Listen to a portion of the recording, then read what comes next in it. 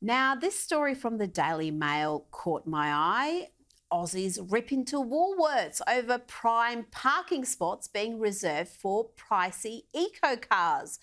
That's the headline. One customer says it's discrimination, but I was surprised to learn that Woolies is reserving these premium parking bays for low emitting, fuel efficient vehicles.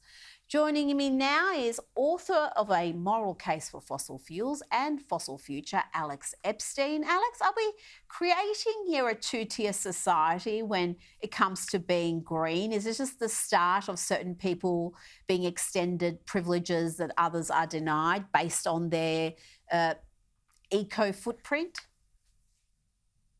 Yeah, I think this is a memorable example of a phenomenon that's already everywhere. I mean, if you think about what energy is, it's the industry that powers every other industry, the technology that powers every other technology.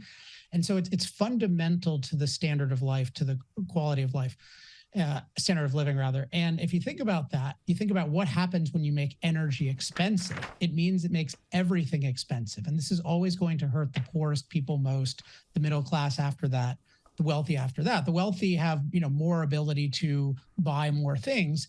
And so if the price of energy doubles, it's not so bad for them. But for example, when I was in Egypt last year, they're talking about food prices tripling in different contexts. That's totally, totally debilitating. So I think this example of this special spot for these special eco people is an example of just what's happening around the world with poor people becoming poorer thanks to these regressive policies. Now, you've been holding the Biden administration accountable for what they say and what they do, and so is Stephen Moore from the New York Post. He's written about the 6 lies Joe Biden will tell in his State of the Union address, and among them is Biden is increasing domestic oil and gas production. It's a claim he's been making lately, but as the New York Post reports, it's wrong. A 2022 Committee to Unleash Prosperity study by the University of Chicago's Casey Mulligan found that oil production would be 2 to 3 million barrels a day higher if Biden had simply followed the Trump energy plan. It's incredible that Biden is now criticising oil companies, Alex, for not drilling for more oil when he came to power promising to shut them down.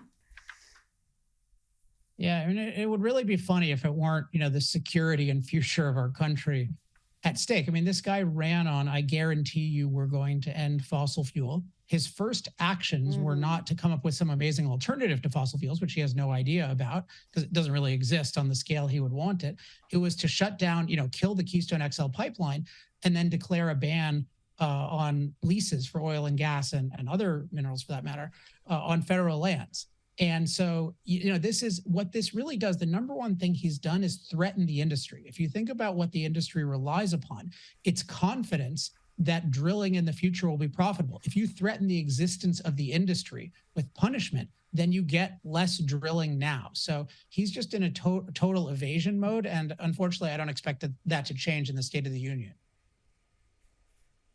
Now, you've written about the 3 basic policy changes needed to end the electricity emergency in the US, and this applies to many other Western countries as well. Tell me what those 3 basic policy changes are. I mean, so the basic thing at the highest level is ending preferences for unreliable electricity.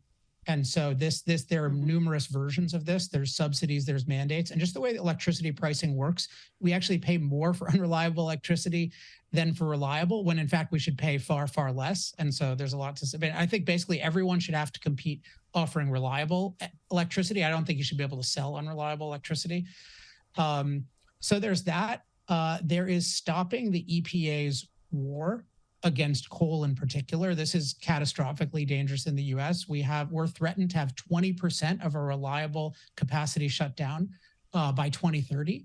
And you think about that, like, how could we possibly be thinking about that given that in California, Texas, all over the place, we're already having problems.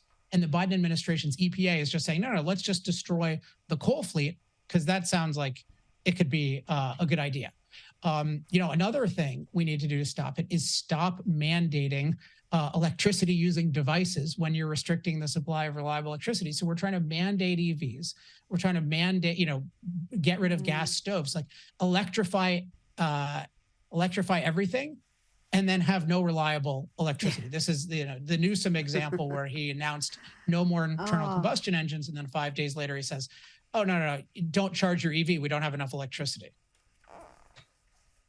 Yeah, and that was with less than 1 in 10 cars being EVs in California, way less than 1 in 10. So imagine 3%. Yeah, if it was half the cars or 80% of the cars, what would be the demands on the grid then? It is pure madness, but we're seeing it not just in the States, we're seeing it right here in Australia. And when you talk about the States, it wasn't long ago that you were energy independent, and now you're relying on despot countries to import energy. It's, again, mad. Alex Epstein, always a pleasure to speak with you.